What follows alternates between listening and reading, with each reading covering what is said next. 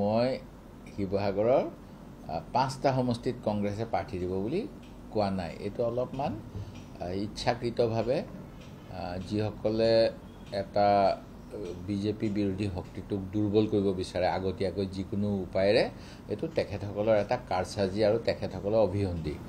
মই বহুত দিনৰ পৰা নিৰ্বাচন পৰ্যবেক্ষণ কৰি আহিছোঁ। সকলোৱে মানে মুখেদি বহুত ডাঙৰ ডাঙৰ কথা কয়, মই উঠিলে জিকিম। তাৰপিছত তেওঁলোকে নিজৰ ভোটটো বাহিৰে কেতিয়াবা নাপায়।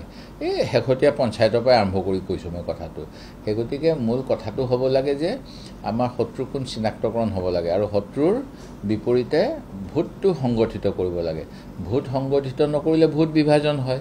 মই সেই গতিকে এইটো অনস্বীকাৰ্য যে যোৱা সময়ছোৱাত কংগ্ৰেছ দলে বেছিভাগ সময় অসমত শাসন কৰিছিল আৰু সেই গতিকে কংগ্ৰেছৰ শুভাকাংক্ষী বহুত আছে।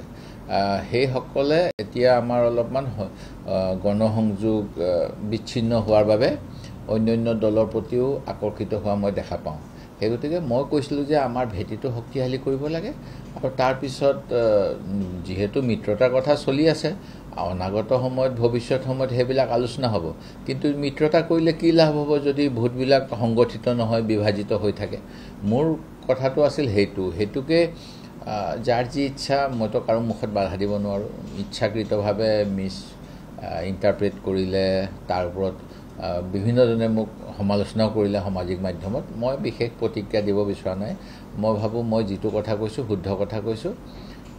বিজেপি বিৰোধী যিমান মানে শক্তি আছে, যিমান আমাৰ ভোটাৰ আছে, সেই ভোটাৰৰ আমি পৰিসৰটো বৃদ্ধি কৰাৰ কাৰণেহে কাম কৰিব লাগে সকলোৱে। মিত্ৰতাৰ পক্ষত কিয় নাথাকিম? মিত্ৰতা আমাক নিশ্চিতভাৱে লাগে আৰু মই আগৰ পৰা কৈ আছোঁ মিত্ৰতা হ'ল বুলি যাৰ তাৰ লগতো কৰিব নোৱাৰি। যেনেকৈ যোৱা সময়ত আমাৰ মিত্ৰতা ভালেই চলি আছিলে। UDFৰ ফালৰ পৰা ভৱানীপুৰত কৈ দিলে যে এইবাৰ মানে দাড়ি লুঙি চৰকাৰ হ'ব। কি মানে আছিলে সেই কথাটো কোৱা?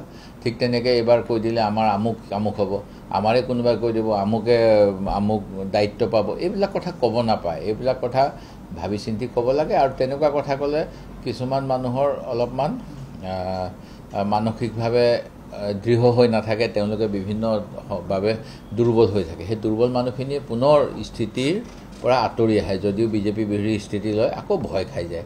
সেই গতিকে এনেকুৱা ধৰণৰ অসংযত কথা বাৰ্তাবিলাক যদিহে কোনোবাই মিত্ৰতা বিচাৰে, প্ৰকৃতভাৱে কোনো এনেকুৱা কথা কোৱা উচিত নহয় আৰু ভুল ইণ্টাৰপ্ৰিটেশ্যন কৰা উচিত নহয়।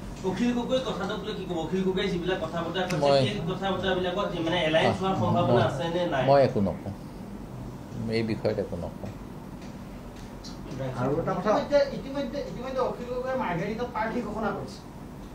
মই নাই, তেখেতে কি কৰিছে মই নাজানো, গম নাপাওঁ, গম পোৱা নাই। হয় নেকি? নাই, নাজানিছিলোঁ, এইটো নাজানো। শিৱসাগৰ ব্লক কংগ্ৰেছৰ পৰা এখন চিঠি দিয়াব গৈছে অখিল গগৈয়ে পিচি সভাপতিয়ে কিবা যে টিকটটো এৰিব নালাগে, চিঠি আছে বুলি কৈছে। মই শুনিছোঁ কথাটো। মই এইবিলাক চাওক, আমাৰ দলটো তৃণমূলৰ পৰ্যায়লৈকে আছে আৰু তৃণমূলৰ কৰ্মীসকলৰ তেনেকুৱা ইচ্ছা থাকিব পাৰে, কিন্তু দলটো ডিচিপ্লিন দল। সেইকাৰণে যেতিয়া হাইকমাণ্ডে কিবা এটা কয় মানিও লয় আৰু সেই গতিকে এনেকুৱা কোনোবাই কিবা ক'লে বুলিয়েই তাতে দাং খাই উঠিব লগা কিবা থাকে বুলি মই নাভাবোঁ। এইটো হ'ব পাৰে, কাৰণ এই যিজন তৃণমূলৰ ব্লক কংগ্ৰেছ বুলি আপুনি কৈছে, ব্লক কংগ্ৰেছজনৰতো ৰাজ্যিক আৰু জিলা কংগ্ৰেছৰ প্ৰতি জবাবদিহি থাকে। তেখেতক কোৱা হয় যে তুমি ইমান সদস্য ভৰ্তি কৰিবা, ইমান কিবা কৰিবা। সেই গতিকে তেওঁ যদি নিজৰ দলৰ গোটাব লগা হয়, তেতিয়াহ'লে তেখেতে বিভিন্ন মাধ্যম লয় আৰু পৰৱৰ্তী সময়ত মই কৈছোঁৱেই, যেতিয়া বুজা পৰা হয় তেতিয়া আমাৰ মানি লয়। এইটো কেলৈ আহিছে নাজানো, কিন্তু মইতো তেনেকুৱা একো দেখা নাই। সেইদিনাখন একেখন মঞ্চতে অখিল গগৈও আছিলে, ময়ো তেখেতৰ কাষতেই উপস্থিত আছিলোঁ। তেখেতে মোক পিছত কৈছে আপুনি আছিলে বুলি মই গম নাপাওঁ। মই আছিলোঁ তাতে।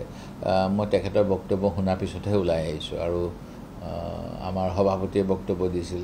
সেই গতিকে তাততো কাৰো একো দেখা নাই। আনকি অখিল গগৈ ডাঙৰীয়াইতো তেওঁলোকক 2খন আসন দিলে সন্তুষ্ট হ'ম বুলি কোৱাও মই আপোনালোকৰ মাধ্যমেৰে শুনা পাইছোঁ। সেই গতিকে ইমান কঠিন বুলি মই ভবা নাই।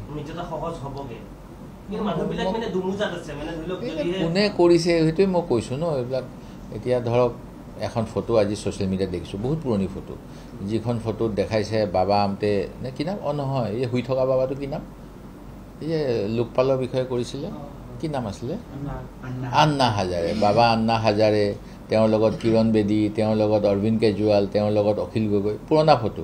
এইখন দেখাই পেলাই বহুতে অখিল গগৈ বিজেপি এজেণ্ট সজাব বিচাৰিছে, আমিতো তেনেকৈ বিশ্বাস নকৰোঁ। গতিকে এইবিলাক কিছুমান চক্ৰান্ত চলি থাকে কাৰোবাৰ পৰা, এইখিনি গুৰুত্ব দিব লগা নহয়। আপুনি বিচৰা বাতৰি পাব কেৱল নিউজ 18 এপত। নিউজ 18 এপ ডাউনলোড কৰিবলৈ স্কেন কৰক এই QR কোড। গুগল প্লে ষ্টৰতো পাব এই নিউজ 18 এপ।